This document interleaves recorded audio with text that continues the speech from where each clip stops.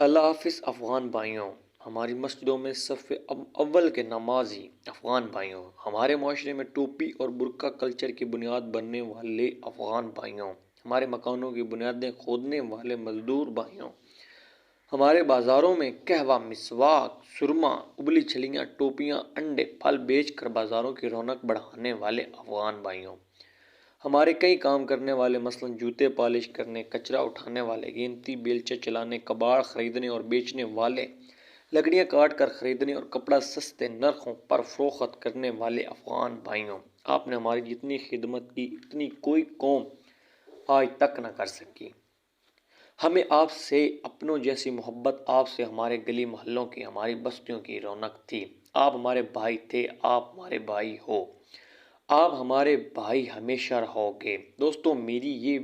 سب باتیں ان افغان بھائیوں کے لیے ہیں جو کہ برسوں ہمارے ساتھ رہے اور کبھی بھی کسی قسم کے غیر قانونی سرگرمیوں میں ملوث نہ تھے۔ جانے والوں کو اچھے طریقوں سے الوداع ہمارے مذہب کا شعار ہے،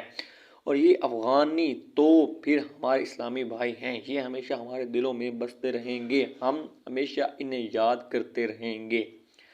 اگر آپ بھی ان تمام افغان بھائیوں سے اپنی محبت کا اظہار کرنا چاہیں کہ جنہوں نے اس ملک میں رہتے ہوئے ہمیشہ حق حلال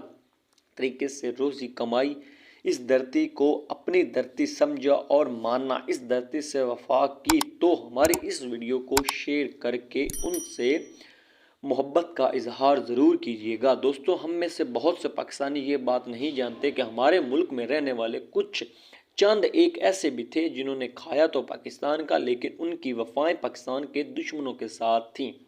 یعنی ایک مچھلی نے پورے تالاب کو گندا کیا جیسی مثال پر وہ فٹ آتے تھے۔ اور دوسرا یہ کہ آپ کے ملک میں اب امن آ چکا ہے، وہاں کی حکومت وہاں کے لوگوں کے پاس ہے، اور اب آپ کا مزید یہاں رہنا آپ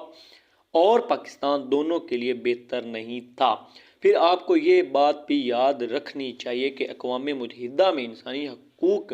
کی ہائی کمشنر نے کہا کہ حکومت پاکستان کے اس فیصلے سے پاکستان میں رہنے والے 14 لاکھ غیر رجسٹرڈ افغان شہری متاثر ہوں گے،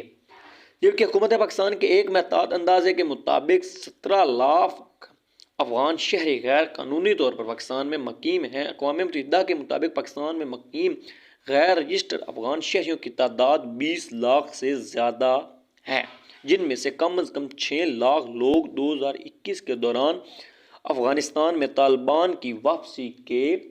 بعد پاکستان آئے۔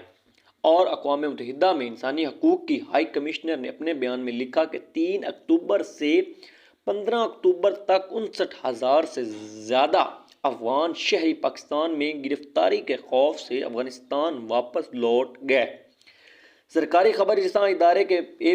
پی پی کے مطابق نگران وفاقی وزیر داخلہ سرفراز احمد بگٹی نے کہا کہ تقریباً 2 لاکھ کے قریب غیر قانونی افراد 2 ماہ کے دوران واپس گئے ہیں،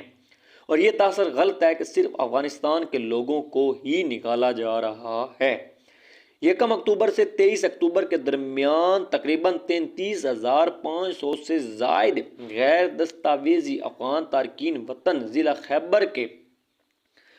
راستے ملک چھوڑ چکے ہیں۔ پنجاب صوبے میں غیر ملکیوں کی تعداد 14 لاکھ کے قریب ہے، جن میں سے 1,74,000 غیر قانونی طور پر مقیم ہیں۔ جتنے بھی افغان شہریوں کے پاس دستاویز نامکمل تھی، ان سب کو اب واپس جانا ہوگا۔